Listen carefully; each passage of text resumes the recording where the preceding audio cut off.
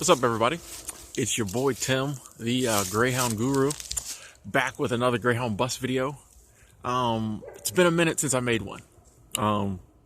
It's been a few months since I made a video for this channel, and I'll be honest with you. The reason I did was because my last Greyhound trip was horrible.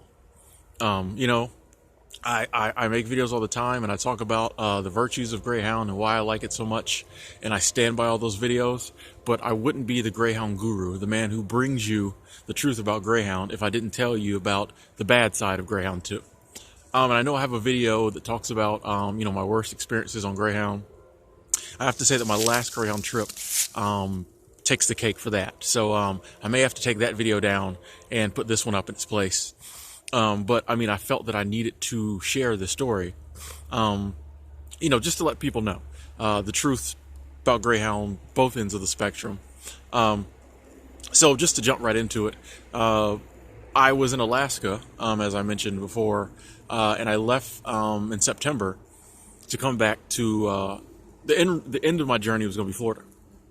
But I flew to Vegas to spend a couple days there. A buddy of mine who was in Alaska with me, we both, he flew to Colorado, went home for a little bit, and then he met me out in Vegas. And we spent like 3-4 days, I think it was 4 days, just hanging out in Vegas, partying, doing what you do in Vegas, having a blast. It was great.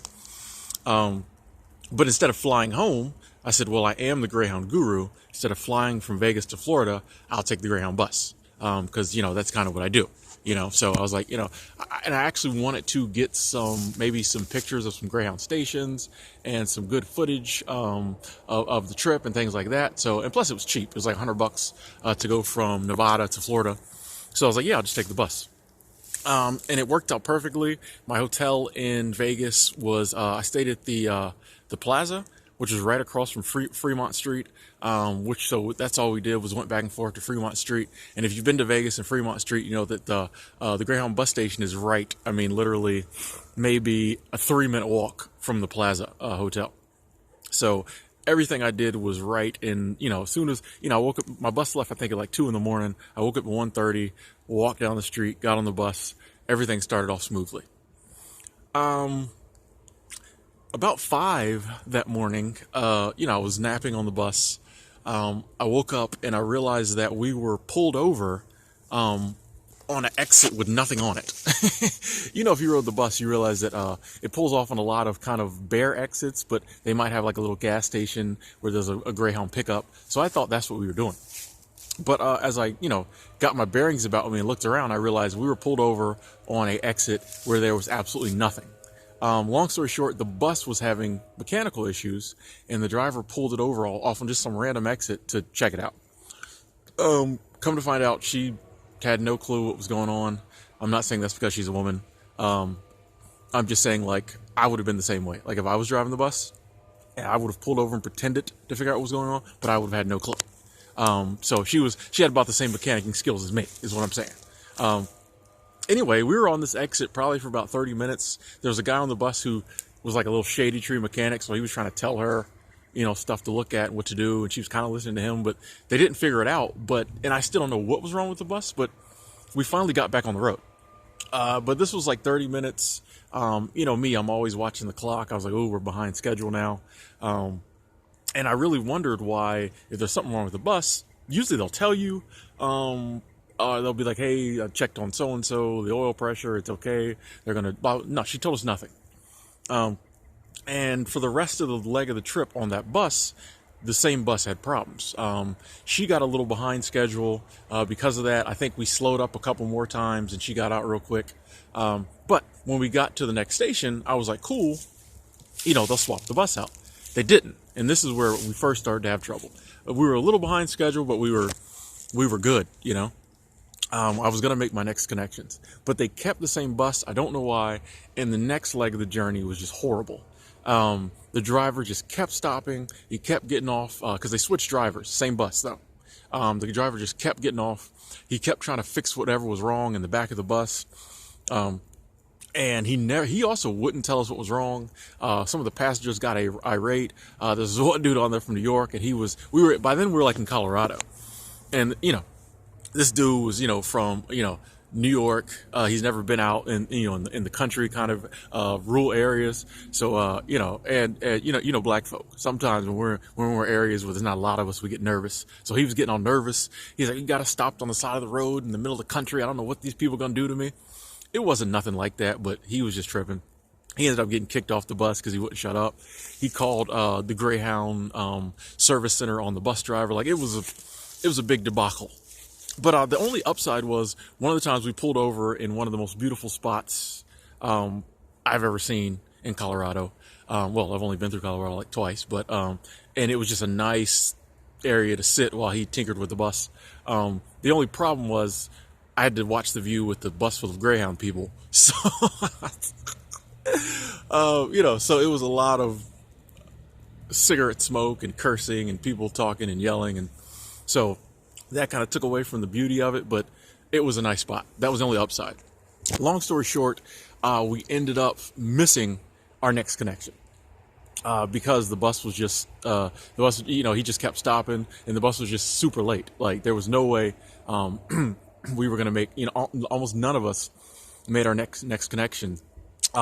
We got to Denver, and everybody on the bus, I say 80% of the bus, had to go to the counter and get their tickets redone, which calls for, that makes for a horrible, after about there had to have been 50, 60 people, not 50, probably about 40 people who had to get their ticket redone.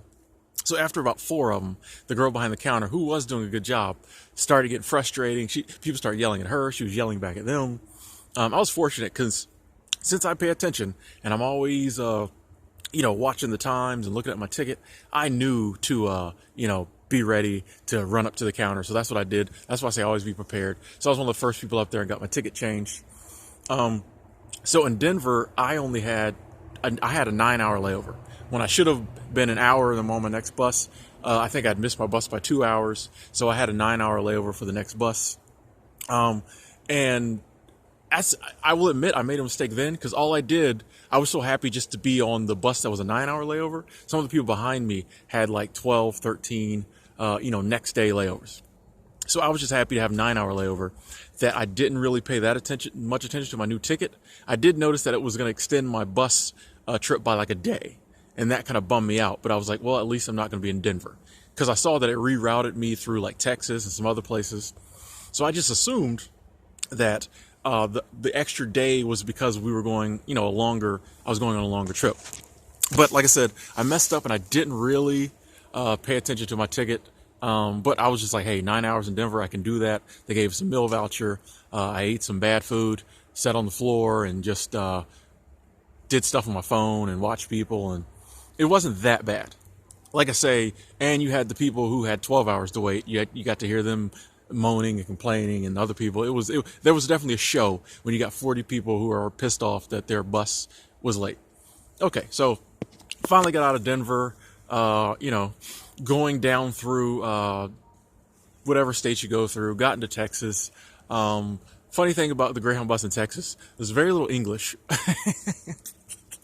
Not that it matters. I think it's great. Like, I love to see different cultures and different people. So it was just cool to like hear all the Spanish and, mingle with Hispanic people and hear them call out the bus, times and stuff in Spanish and not English.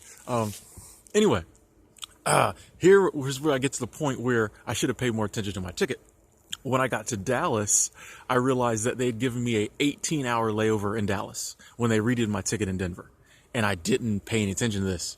Like, that's why my trip was pushed 24 hours longer, because I was going to be sitting in Dallas for like a day. And I was just like, wow. So I went to the desk. They tried to get me on another bus. They couldn't. There was just nothing they could do. The girl at that other counter had just got so overwhelmed. She was just because they're not supposed to give you a layover that long, but she was just putting people on buses that she had so many people she had to get out. She was just putting people on buses. So I'm sure some of those other people who had 12-hour waits probably had another at the next station, 20-hour. I mean, just if you can imagine already being on a Greyhound bus for probably a day and a half by now, and then realizing that you're going to have to sit in a bus station for 18 hours, you can realize like how bummed out I was. Like, I was done. But fortunately, but when I realized this, I had hopped on hotels.com and I saw there was a hotel fairly close by. It cost me $100 for the night, but it was better than sitting in that Greyhound bus station, and I got to take a shower. So I stayed in the, I think it was a Crown. I like to say at the Crown Plaza. Is it? Crown, whatever it was called. I stayed in those once before in Orlando, stayed in the one in Dallas. It was pretty swanky. Like, they looked at me like, what is this dude doing here? Because I came in smelling like bus, and my clothes looked like I'd been on the bus for a day and a half like I had. So they kind of looked at me weird, but screw it. I got my nice room. I took me a nice shower, ordered some, did I order room service? What did I eat? I don't even remember if I ate or not. I don't think I even ate. I just wanted to shower and went to sleep. And the next morning I got up and hopped on my bus. But yeah, that was just ridiculous to, someone missed their bus. You give them a 9-hour wait in one city and then an 18-hour wait in another city. Fortunately, I had the money to get a hotel, but I can just admit there were some people on the same bus as me who had the same layover. I just can't imagine sitting at a Greyhound bus station for 18 hours. Not to mention, we got there at nighttime, and if you've ever been to the Dallas Greyhound station, the bus driver even said on the way in, he was like, if you're, not from around here, stay in the bus station. And honestly, the short trek from the bus station to my hotel, maybe 3 blocks, I saw people like casing me out or walking towards me. Like, if I'd hung around there much longer, someone would have tried to rob me or approach me about something. Like, it was just that. It's real sketch. It was like downtown Dallas, but it's nighttime, so all the like downtown worker respectable crowd is gone, and it's just people milling around doing stuff they shouldn't. So I feel sorry for the people who had to stay in the bus station because they really couldn't go outside because, most of the time they were on that layover, it's rough out there. You might could have ran to the McDonald's and ran back. I mean, literally ran. But anyway, got on that bus. I was like, you know what? I'm just going to soak this up. I'm mad, but I had the money to get a hotel, so it was kind of cool. Get on the bus at Dallas. We go, and I forget what station it was, because by then I was just over it. But the next station I got to, I was supposed to have a hour layover, or not the next station, but halfway through the day, supposed to have an hour layover, get on another bus. 20 minutes before the bus is supposed to come, they call and say our bus has been delayed, because the bus driver didn't show up. So after 2 extremely long layovers, now I have an unknown amount layover because they're just waiting for a new bus driver to get there. So it turns out it was only 4 hours, which sounds good in comparison to the other layovers I had. But 4 hours is a long time to wait when they just keep telling you, oh, he'll be here in 30 minutes. He'll be here in 30 minutes. So finally, 4 hours later, I was really done. Like, at this time I was calling people like, never again. I hate Greyhound. Like, why didn't I just spend the extra $200 and fly? Like, I was done. Cause this was 3 days in. I've been on the Greyhound 3 days by now. Like, almost. So it was just, and then when that bus driver finally came, I was looking at my ticket and I realized when I finally got to, Tallahassee, which after Tallahassee, I only had like a couple more hours. But when I knew I was going to miss my bus in Tallahassee, I was tripping about that. Cause it was going to be another, who knows how long. I think the bus ran twice a day, and the next one would have been like 13 hours in the morning sometime. We were getting there in the evening. I was like, I'm not renting another hotel room. Greyhound made me spend enough money. These little meal vouchers, these $7 meal vouchers they're giving me ain't worth it. But the cool thing was, since everybody on that bus almost missed their connection because it was so late, they just kept they just made another route. So everybody stayed on that bus, and he just went from Tallahassee to, I believe Lake City was where I was getting off at, and that's where he went. So I thought there was going to be another 12-hour layover. It wasn't, but I still had, was that 28, like 32 hours worth, a whole day plus hours worth of layover. And that, as you can imagine, just put a horrible taste in my mouth. Like, I just was done with Greyhound. I feel like Greyhound dropped the ball with that initial bus. They should have swapped the bus out. And that's where they dropped the ball. The other stuff wasn't really their fault. They tried. But that initial bus that they didn't swap out, that's where they dropped the ball, and that's where all of it started. And just like all through my trips, I saw people who were on that initial bus still trying to get home, just like me. Days later, hey, you was on that one bus. They're like, yeah, still ain't got there. So that's where Greyhound dropped the ball. Like, I'm sure I could have called in and definitely got some kind of reimbursement for that, but I didn't. But that is one of the horror stories that I will admit can happen on the Greyhound. The only time it's ever happened to me I really don't feel like it's something that happens a lot, but it can happen. That's what I'm always saying. Look at your ticket. Realize if you're going to miss your next connection, be the first one up to the counter. Check your ticket when they give you a new one. If you have to get a new one done, just always, if you're on the Greyhound and something goes wrong, just always be on top of it. Be proactive. Have the app. Find out when the next bus is coming. If you're gonna have a long layover, hop on hotels.com, see if you can find a cheap, $40-$50 room nearby that's not totally in the ghetto. Just be proactive, and you can make your trip. Even a bad trip can be okay. But I did say never again Greyhound, not doing it, but I'm actually going to be flying out to go back to the Midwest again here shortly, and I probably am going to take the Greyhound because it's $300 cheaper than flying, and I'm cheap and I'm stubborn, so I'm not done with Greyhound. Greyhound came close to losing one of his best, a good customer, and getting blasted. Almost the day after I want to get on this channel and just blast Greyhound, but I said I'm not going to do it. I'm going to be objective, so I said one day I'll talk about it, but I'm not going to totally put them on blast. But yeah, I'm the Greyhound Guru. Just wanted to share this little story time to bring you all the truth of my experience. It was horrendous, but I made it through. And even if it happens to you on Greyhound, you'll make it through too. So thanks for watching. If you have any questions, comments, as always, I'll try to be back on my channel fairly regular, answering questions about Greyhound because I like doing it, like helping people out. So hope you enjoyed this little educational video, and I'll talk to you later.